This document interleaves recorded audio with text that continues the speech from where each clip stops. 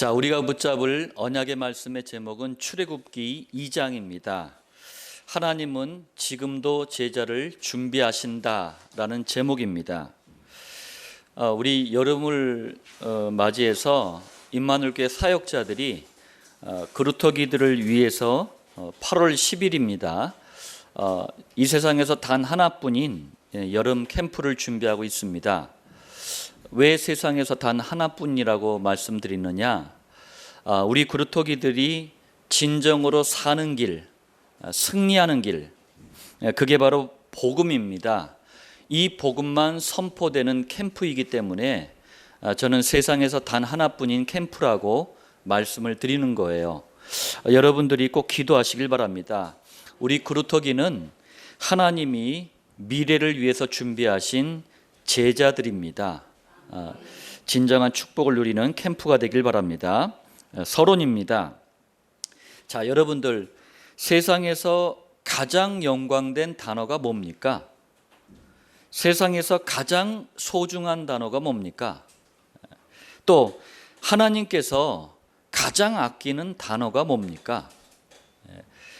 하나님의 축복과 역사가 평생 누려지는 그 단어가 우리에게 있습니다.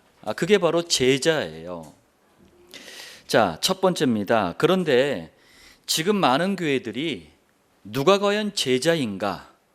이걸 이제 제자의 조건이라고 하잖아요. 제자의 조건에 대해서 굉장히 오해들을 하고 있어요.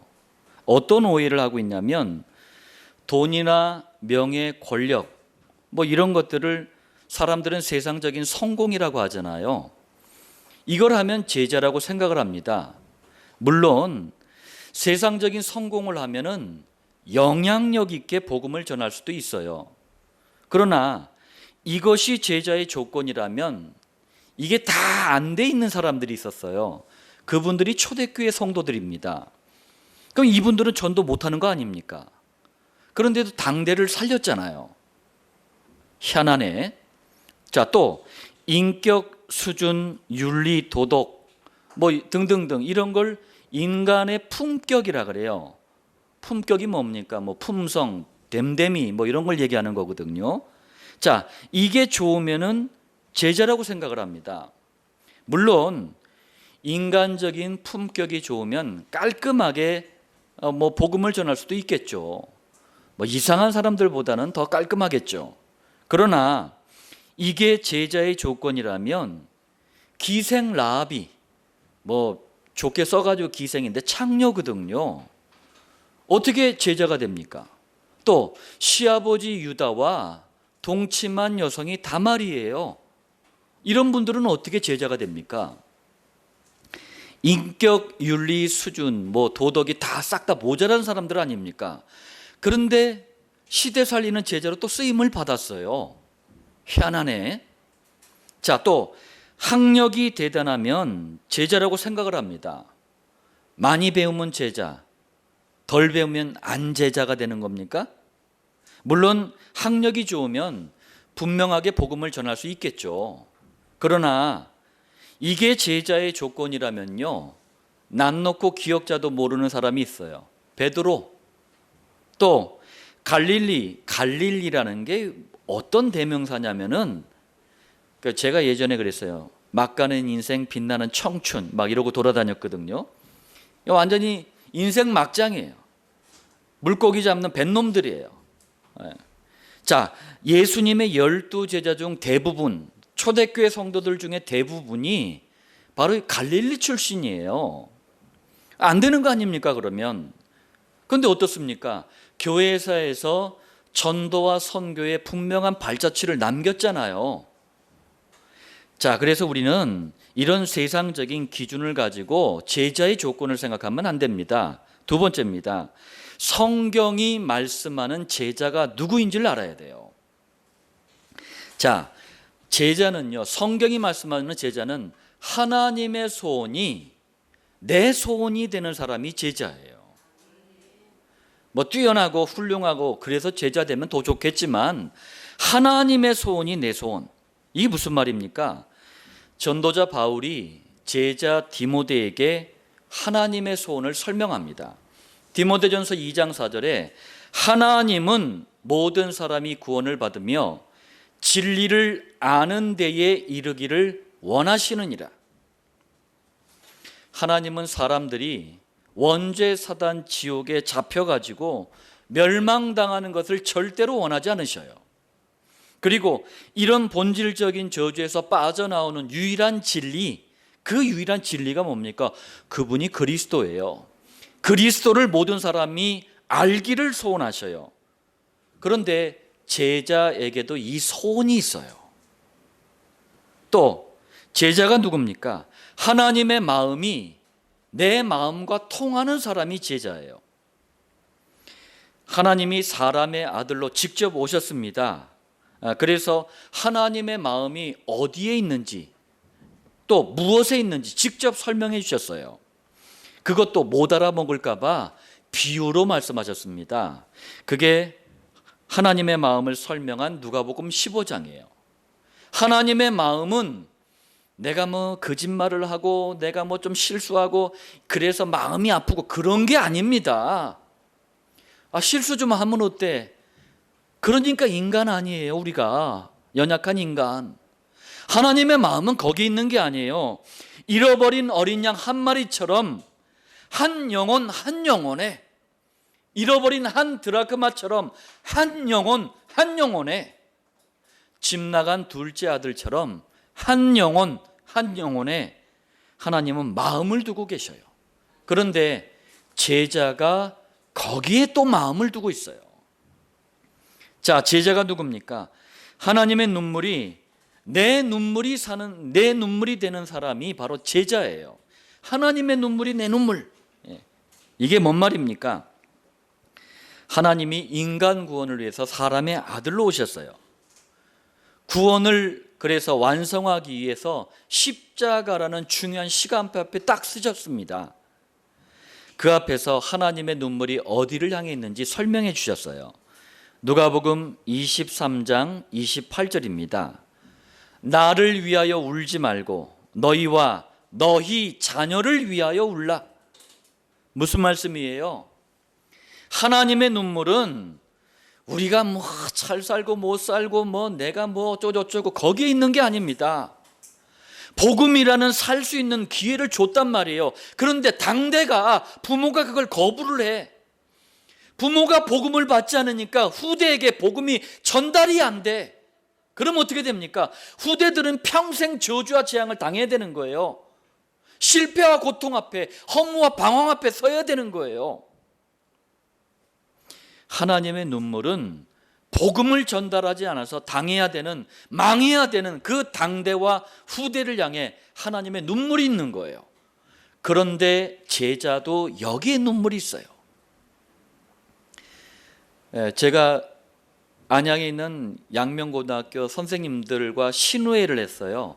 선생님들에게 이제 복음을 전하는데 어느 이제 여선생님이 처음으로 그 자리에 참석을 했어요. 근데 여선생님이 정말 열심히 복음을 듣더라고요. 나중에 주중에 이제 저한테 이제 직접 전화를 하셨어요. 근데 울면서 전화를 하는 거예요. 뭐 우는데 보통 우는 게 아니에요. 그러더니만 저한테 그러는 거예요. 목사님 꼭 한번 좀 만나보고 싶대요. 만나서 제가 지금 너무 애통한 일이 있는데 이걸 좀 말해주고 싶대요. 그래서 제가 그래서 이제 따로 만났어요. 만났는데 만난 자리에서도 그냥 커피숍에서 만났는데 계속 우는 거예요. 참 너무 이게 슬프고 중요한 일이 있나 보다 해서 들어봤더니 무슨 얘기냐? 교회를 다니는데 이분이 이제 결혼하지 않은 아직 이제 아가씨였어요. 근데 이제 예배를 참석하려고 교회를 걸어오는데 모텔, 동네 모텔이 있대요. 모텔 앞을 딱 지나가는데 같은 교회를 다니는 자매가 어떤 남자하고 그 모텔에서 나오더래요. 그걸 봤대요. 세상에나 어떻게 이런 일이 있을 수가 있느냐. 그래서 그때부터 너무 슬펐대요. 제가 그래서 그랬어요. 물론 우리가 잘 살아야 되겠죠. 훌륭하게 살아야 되겠죠.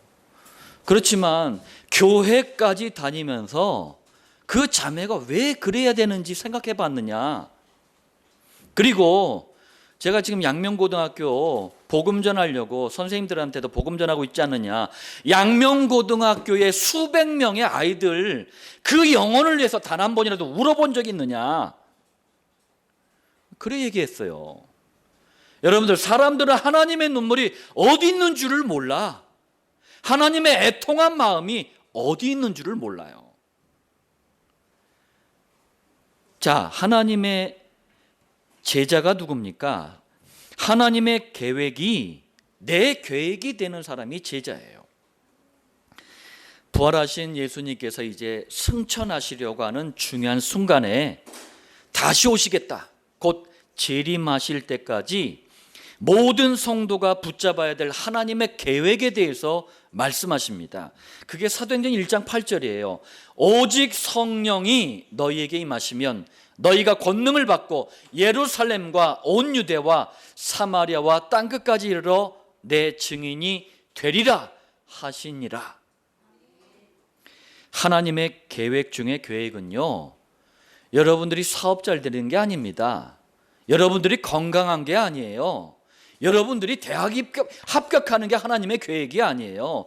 그건 열심히 하면 되는 거예요. 그걸 일반 은총이라 그래요. 왜 일반 은총을 위해서 교회 나옵니까? 절간 가세요. 성당 가세요. 그 훨씬 더 일반 은총 많이 누리잖아요. 교회 다니는 교인들 보세요. 죄다 불신자에 그 밑에서 종살이 하고 있지 않습니까? 일반 은총 때문에 교회 나오지 마세요. 하나님의 계획은 그런 게 아닙니다. 하나님의 계획은 구원받기로 작정된 모든 사람이 다시 돌아오는 거예요. 이걸 세계복음화라고 합니다. 세계복음화에 하나님의 계획이 맞춰져 있어요. 여러분들의 학업과 여러분들의 직업과 여러분들의 공부와 여러분들의 대학과 이 모든 것들이 세계복음화에 맞춰질 때 하나님이 거기에 역사하시는 거예요. 지금도 지구와 온 우주를 하나님은 이 계획을 위해서 돌리고 계시는 거예요. 그런데 제자에게도 이런 계획이 있습니다. 임마누엘 교회와 7천 목장의 모든 성도들이 이런 제자가 되시길 바랍니다. 이런 제자의 축복을 평생 누리시길 바랍니다. 자, 본론 첫 번째입니다. 하나님은 공평하십니다. 공평하신 하나님은 누구나 제자로 준비하셔요. 그런데 특별히 예수님을 그리스도로 믿는 가정에서 제자를 준비하십니다. 할렐루야. 자, 첫 번째입니다. 이게 무슨 말씀인지 말씀드리겠습니다. 출애굽기 2장 1절에 레위 가족 중 한 사람이 가서 레위 여자에게 장가들어.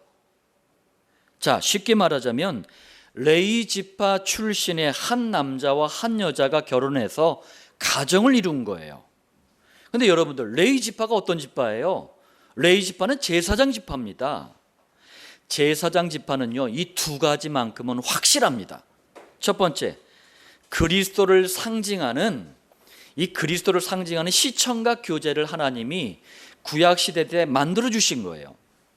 우리 학교에서 시청각 교재 가지고 공부하잖아요. 구약 시대 때도 그랬던 거예요. 근데 좀 크게 만들었어. 그게 바로 뭡니까? 성막, 홀리 텐트라 그래요. 텐트가 뭡니까? 접었다 폈다. 그러니까 거룩한 텐트예요. 그래서 이동할 때마다 접고 다시 정지해 멈출 때는 펴고. 성막은 그리스도를 상징하는 시청각 교재란 말이에요. 이 성막의 비밀에 대해서 가장 잘 알고 있었던 지파가 레위 지파예요. 다시 말하자면 그리스도를 가장 잘 누리고 전달하는 지파. 자, 또 두 번째, 성막에서 뭐가 이루어졌죠? 피제사. 여러분들, 피제사가 뭐예요? 하나님께서 어떤 예배를 받으시느냐, 하나님께서 받으시는 참된 예배가 뭐냐, 그게 피제사예요. 이거에 대해서 가장 확실했던 지파가 레위 지파예요. 자, 이런 영적인 배경을 가진 레위 지파의 남자와 여자가 결혼을 한 거예요. 제가 청년들 집회에 가서 그런 얘기를 했어요. 결혼은 사랑하는 사람하고 하는 게 아니다. 그건 세상 결혼 방법이에요. 결혼은 사랑하는 사람하고 하는 게 아니에요. 결혼은 하나님이 짝지어 주신 사람하고 하는 거예요. 그런데 누군지 모르니까 데이트도 하고 그러는 거예요. 누군지 모르니까 찾아보는 거예요. 결혼은 하나님이 짝지어 주신 사람하고 하는 거다. 이 결혼의 대표적인 모델 중에 하나가 이 부부예요. 그런데 6장 20절에 보니까 이 부부가 누구인지 이름까지 밝혔습니다.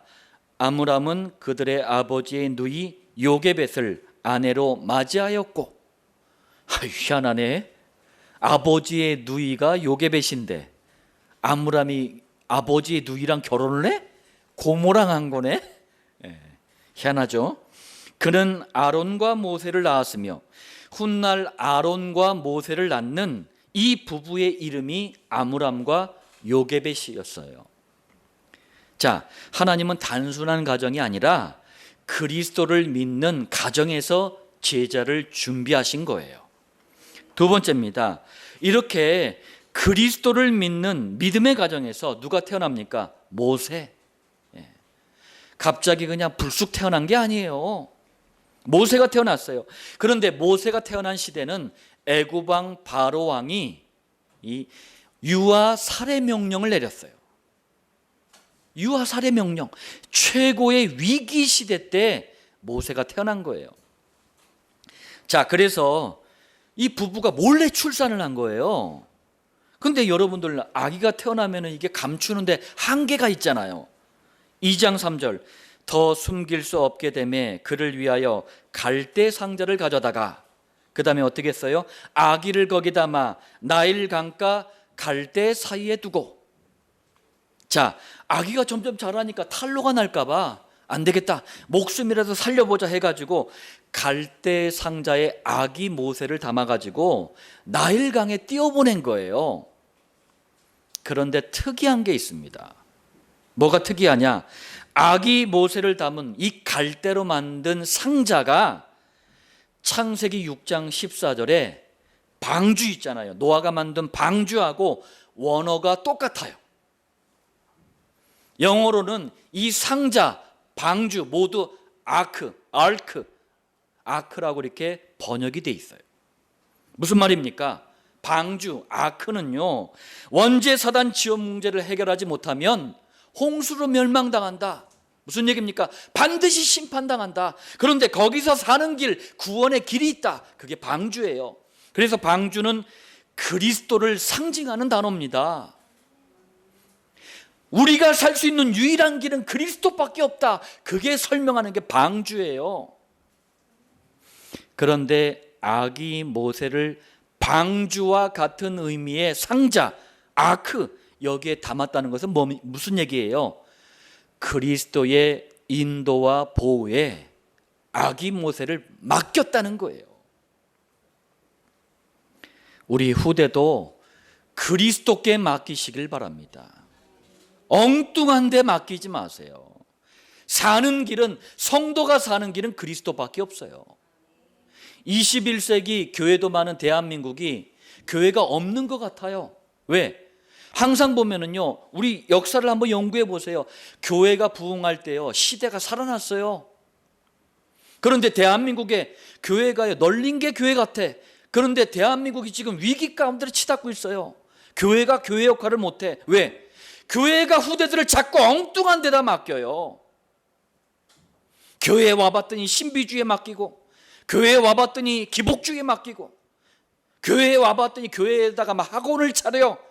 우리 교회 애들 가르쳐 주겠대. 학원에 보내세요. 교회는 살 수 있는 길을 말하는 곳이에요. 그리스도를 설명하는 곳입니다. 자, 그리고 이것은요, 지금도 제자를 준비하시는 주님께서 제자를 상자로 인도하신다는 얘기예요. 상자가 뭐예요? 방주. 상자가 뭐예요? 그리스도. 우리 제자를 그리스도로 인도하시고 보호하신다는 의미입니다. 세 번째입니다. 그리스도를 믿는 믿음의 가정에서 하나님이 직접 제자를 준비하시기 때문에 여러분들 단언코 말씀드립니다. 어떤 상황, 어떤 환경, 어떤 형편, 어떤 처지, 아무 문제가 되질 않아요. 지금 다급한 마음에 갈대 상자에 아기 모세를 담아서 어디다 띄웠습니까? 나일강에 띄웠어요. 근데 여러분들 이게 얼마나 위험한 상황, 환경, 형편, 처지인 줄 아십니까? 나일강을 우리 동네 강으로 생각하시면 안 됩니다. 한강하고는 게임이 안 되는 강이에요. 나일강 그 길이를 봤더니 6,650km예요. 서울에서 부산까지 400km가 안 됩니다. 그 몇 배가 되는 거예요. 어마어마하게 긴 강이에요. 세계에서 가장 긴 강이 나일강이에요. 자, 그리고 이 나일강은 정기적으로 범람을 정기적으로 넘칩니다. 그러니까 풍랑이 굉장히 막 험하게 이는 거예요. 여기다 갈대 상자에 아기를 담아서 보낸 거예요. 잘못하면 수장이 됩니다. 물에 빠져 죽어. 물고기 밥이 돼요. 그런데 제자를 준비하신 하나님은 바로 이 시간에 애굽의 공주를 나일강으로 인도하셨어요.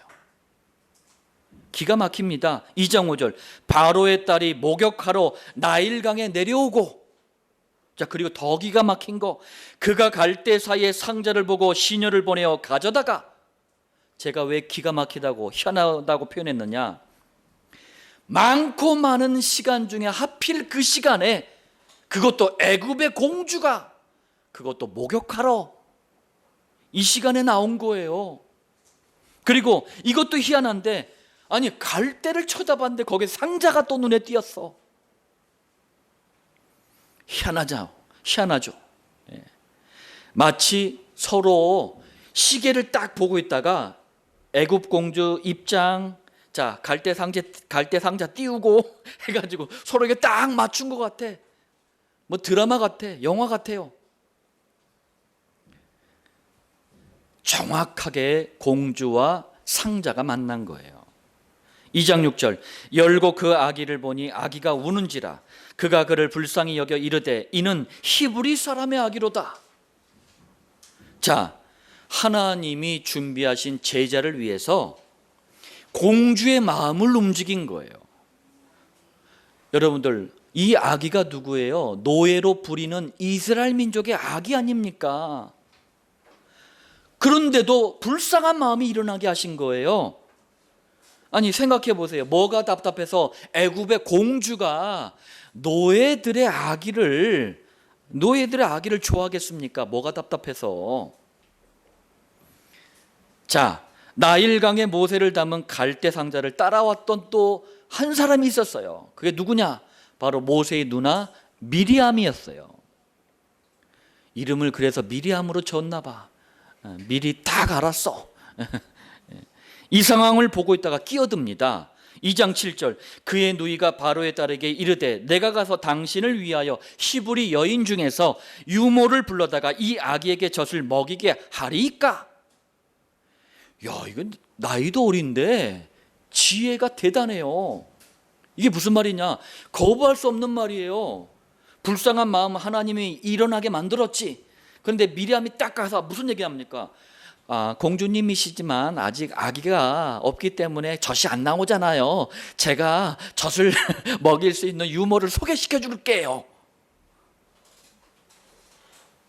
예, 하나님은 어린 소녀 미리암에게 제자를 살리기 위한 지혜를 주신 거예요.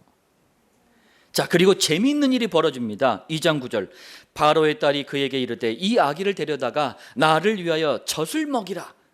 내가 그 싹쓸 주리라. 여인이 아기를 데려다가 젖을 먹이더니. 자, 이게 왜 재밌다고 얘기했냐면 미리암이 유모로 소개한 여성이 과연 누구일까요? 다름 아닌 아기 모세의 어머니 요게벳이었어요. 그리고 모세의 어머니 요게벳은요 역사상 전무후무한 어머니가 됩니다. 이게 무슨 말이냐면은 자기 아들한테 젖을 먹이면서 돈을 받는 어머니가 돼요. 여기 계신 어머니들 중에서 자녀들 키울 때 돈 받고 젖 먹이신 분 손 한번 들어보세요.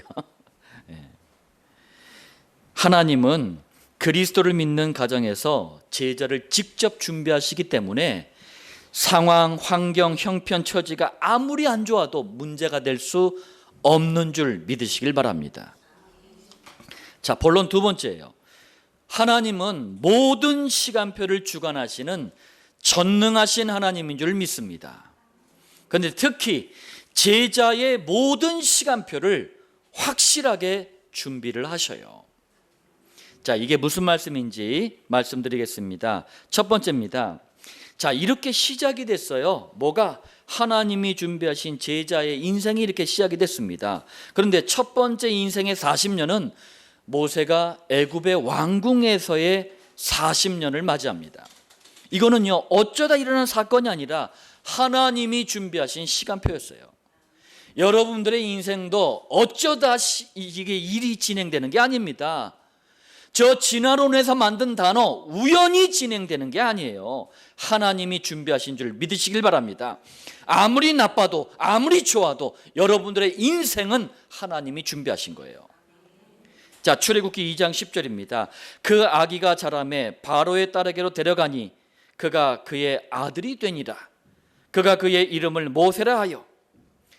바로 왕의 유아 살해 명령 때문에 죽을 뻔했던 모세가 당시 최고의 강대국 애굽에, 그것도 왕궁에, 그것도 왕자가 되는 순간이에요.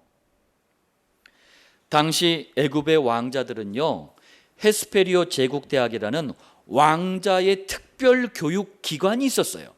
여기서 특별한 교육을 받았습니다. 왜? 최고의 강대국 왕자들답게 전 세계를 통치할 수 있는 교육을 시켜준 거예요. 여기서 전쟁, 군사, 무기, 지리, 행정 등등등 이런 교육을 받았어요. 그런데 여러분들 한번 보세요. 하나님은 애굽 왕궁에서 모세가 이런 교육을 받게 했잖아요. 이게 훗날 기가 막히게 쓸모있게 아주 유용하게 적절하게 사용되게 하십니다. 어떻게? 출애굽을 하잖아요. 그리고 곧바로 가나안 땅에 간 게 아니잖아요. 40년 동안 광야지, 마리 광야지, 사막이에요. 사막을 빙글빙글 돌았단 말이에요. 거기서 이때 배웠던 전쟁, 군사, 무기, 지리, 행정 이런 모든 교육들이 적절하게 사용이 된 거예요. 여러분들이 세계복음화를 위한 제자가 맞다면 여러분들이 과거에 가졌던 작은 기능 하나하나가 가장 귀하게 쓰임받을 줄 믿습니다. 모세의 왕궁에서의 40년이라는 시간표를 그래서 제가 말씀드린 거예요. 하나님이 세밀하게 준비하신 시간표였다. 두 번째입니다. 이후에 하나님이 준비하신 제자 모세가 미디안 광야에서 또 40년을 보냅니다. 이것도 하나님이 준비하신 시간표였어요.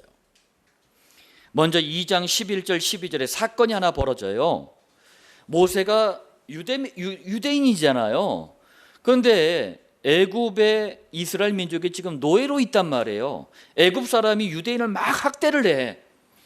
그러니까 모세가 그걸 딱 보고 있다가 막 분노가 치밀어 올라가지고 학대하는 애굽 사람을 죽여가지고 모래 속에다가 이게 묻어버린 거예요. 그런데 2장 15절 보니까 이게 탄로가 났어. 거꾸로 이제 애굽 왕자가 애굽 왕에게 죽임을 당해야 되는 처지가 돼버린 거예요. 그래서 거르만 나살려라고 도망을 갑니다. 어디까지? 지금의 사우디아라비아에 있는 미디안으로 도망을 해요. 2장 18절 미디안 제사장 르우엘을 만납니다. 르우엘이 누구냐면 3장 1절에 나오는 모세의 장인 이드로예요. 같은 이름입니다. 이 르우엘 집에 머물다가 21절 르우엘의 딸하고 눈이 맞았네. 그래서 십보라라는 딸하고 결혼을 합니다. 이때부터 40년간 목동 생활 그리고 처가살이가 시작이 됩니다. 자, 왜 제가 이 두 단어를 얘기했느냐? 여러분 한번 생각해 보세요. 대제국 애굽 왕자하고 처가살이하고 비교가 됩니까? 대제국 애굽 왕자하고 목동 생활이 비교가 됩니까?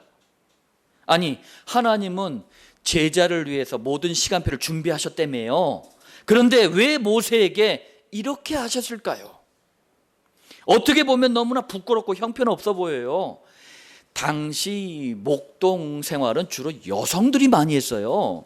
남자들이 목동 생활한다, 이거는 남자들 중에서 굉장히 현찮게 보는 거야. 근데 왜 이렇게 했냐고요?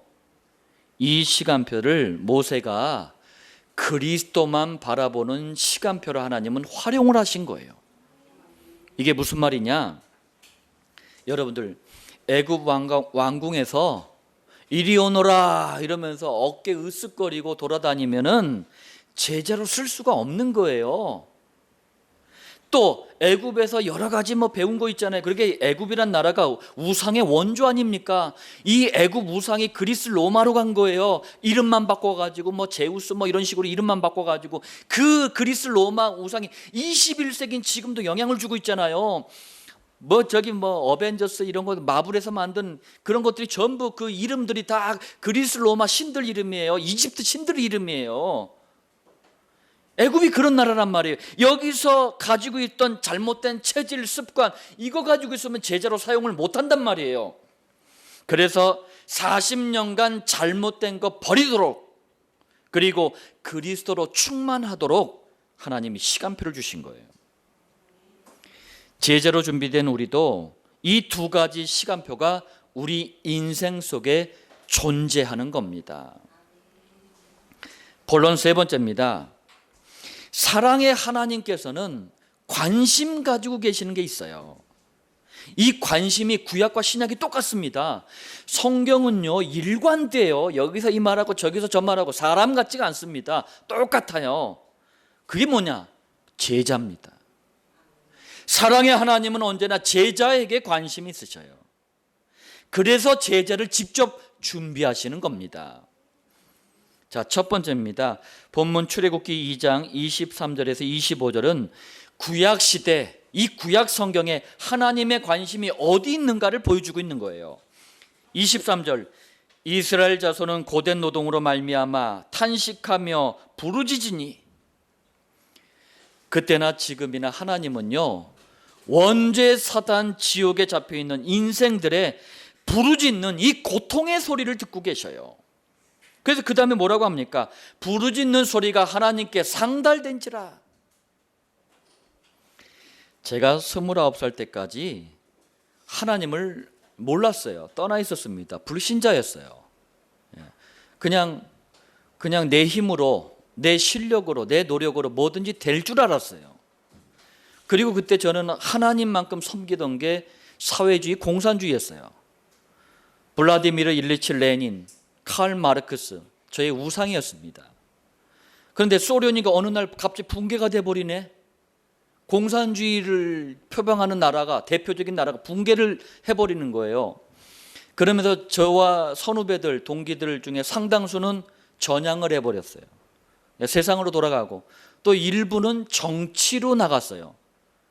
지금의 정의당 이런 사람들이 다 제 그때 이제 칼 마르크스 레닌 계열의 사람들이에요. 주체 사상파들은 저기 더불어민주에 다가 있고, 주사파. 저는 이제 PD 그룹에 있었어요. 주사파 그룹하고 PD 그룹 두 가지가 있었는데, 그때 저는 그랬어요. 내 인생은 내 것이야. 내가 뭘 하는 거야 라고 생각을 했어요. 근데 29살이 딱 됐는데 공산주의 종주국이었던 소련이 무너지네. 그러면서 갑자기 우울증이 저를 덮쳐버린 거예요. 여러분들, 우울증은 참 무서워요. 정신과 가서 약 받아오잖아요. 약 먹어도 낫지를 않아. 왜 그런 줄 아십니까? 우울이라는 것 배후에 원죄 사단 지옥이라는 문제가 도사리고 있기 때문에 그래요. 얼마나 제가 고통스러운지 몰라요. 아무도에게도 말도 못하고. 그러다가 제가 하나님을 만난 거예요. 지금도 하나님은 현장에서 나 잘난 맛으로 살아가는, 인생은 나밖에 없다는 사람들의 그 고통과 그 헛된 수고와 노력을 안타깝게 보고 계셔요. 24절, 하나님이 그들의 고통 소리를 들으시고 하나님이 아브람과 이삭과 야곱에게 세운 그의 언약을 기억하사. 하나님이 분명히 창세기 3장에 잡힌 현장의 소리를 들으셨다고 말씀하셔요. 그리고 해결책으로 주신 게 뭐예요? 아브라함과 이삭과 야곱에게 세운 언약, 이게 해결책이래요. 그럼 도대체 이 세 명과 세운 언약이 뭡니까? 정리하자면 이겁니다. 장차 가나안 땅에 원죄를 해결할 영원한 대제사장이 오신다. 사단을 꺾을 만왕의 왕이 오신다. 지옥을 천국으로 바꿀 참된 선지자가 오신다. 그분이 바로 그리스도다. 그리스도가 오신다 라는 언약이에요. 창세기 우리가 봤습니다. 창세기에서 가장 중요한 언약이 뭡니까? 횃불 언약, 베델 언약. 그게 바로 이 세 명과 세운 언약이에요. 인생의 고통을 해결할 수 있는 길은 그리스도밖에 없습니다. 자꾸 다른 걸 붙잡지 마세요. 문제가 해결이 안 돼 그러면 자꾸 고지라가 돼요. 문제가 자꾸 반복이 돼요. 모든 문제 해결자는 그리스도밖에 없습니다. 2장 25절입니다. 하나님이 이스라엘 자손을 돌보셨고 하나님이 그들을 기억하셨더라. 자, 고통으로 부르짖는 소리를 들으셨다고 했잖아요. 그리고 이것을 해결할 해답으로 그리스도라는 언약도 주셨잖아요. 그 다음 그럼 순서가 뭐예요? 이것을 실현할 제자가 준비돼야 되는 거예요. 제자가 이만큼 중요합니다. 자, 특히 기억하셨더라, 이 말은 뭐냐면은 깜빡 잊었어, 잊고 있었어. 그러다 갑자기 어메나 하고 갑자기 생각난 거, 이걸 얘기하는 게 아니에요.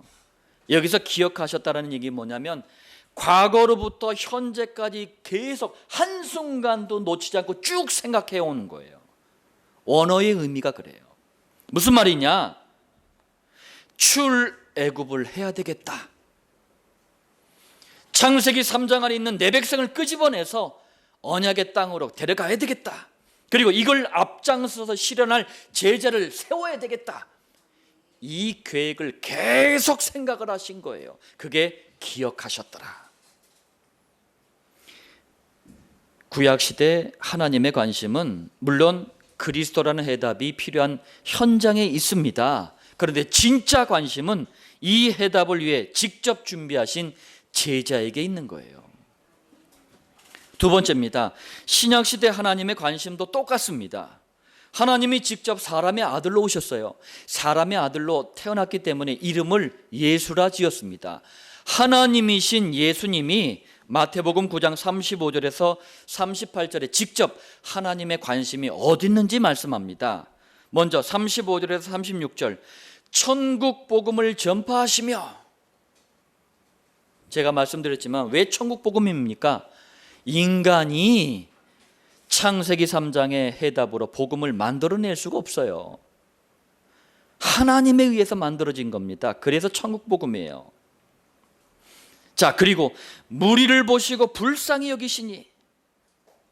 태어나면서 가지고 태어나는 원죄, 마귀의 자녀로 살아가는 인생, 지옥 가야 될 운명, 이것도 모른 채 현장에 딱 가보니까 죄다 어려움을 당하고 있어요. 그러니까 이 고통하는 현장을 보고 그 영혼들을 보고 우리 주님의 마음이 창자가 끊어질 듯한 안타까움과 탄식을 느끼신 거예요.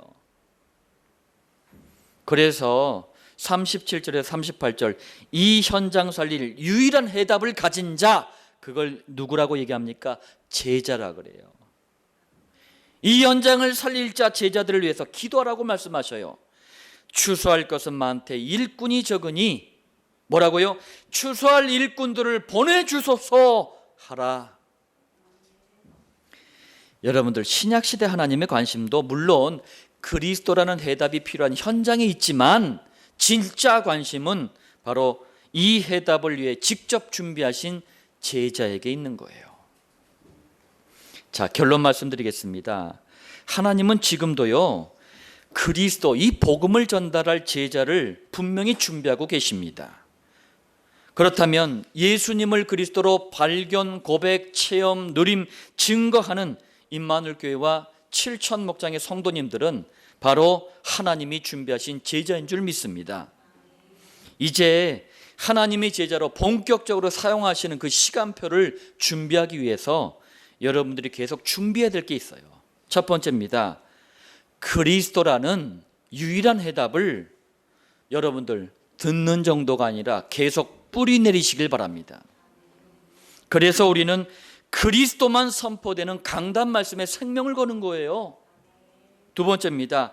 그리스도라는 완전한 해답을 우리의 체질로 만들어야 돼요. 그래서 그리스도를 내 것으로 개인화하는 정시 기도에 계속 도전하는 거예요. 여러분들 체질은 정말 무섭습니다. 제가 현장에서 만나는 무당한테 그랬어요. 그 가족한테 그랬어요. 여러분들 무당은 귀신이 들린 그 귀신이 조자룡 귀신, 처녀 귀신이 아니고 사단 마귀 졸개 귀신이 그렇게 가장해서 들어온 거란 말이에요. 1년 안에 6개월 안에 복음 듣잖아요. 당장 추방이 돼요. 그런데 무당 생활하고 5년이 지나고 10년이 지났잖아요. 그래서 예수님을 영접하잖아요. 물론 하나님의 자녀가 곧바로 됩니다. 그런데 체질이 안 바뀌어. 왜? 10년 동안 5년 동안 계속 마귀 귀신한테 눌린 체질이 있단 말이에요. 체질이 쉽게 안 바뀌어요. 그러니까 자꾸 눌리는 거야. 체질이 이만큼 무서워요. 사람이요, 정상적인 생각을 못하고 자꾸 눌리잖아요. 체질이 바뀌기가 어려워요. 그래서 우리가 복음을 계속 지속하는 거예요. 언제까지? 체질이 될 때까지. 세 번째입니다. 그리스도라는 영원한 해답을 각인시켜야 돼요. 각인이 뭐예요? 도장을 파듯이 새긴다는 얘기예요. 그래서 우리 삶 속에서도 그리스도를 증거하는 목장을 위해서 우리가 계속 헌신하는 겁니다. 자, 강단 말씀, 정시기도, 목장의 의미와 축복을 여러분들이 제대로 좀 이해하셔서 정말 하나님께서 귀하게 쓰시는 제자로 준비되어지는 은혜가 있기를 예수님의 이름으로 축복합니다.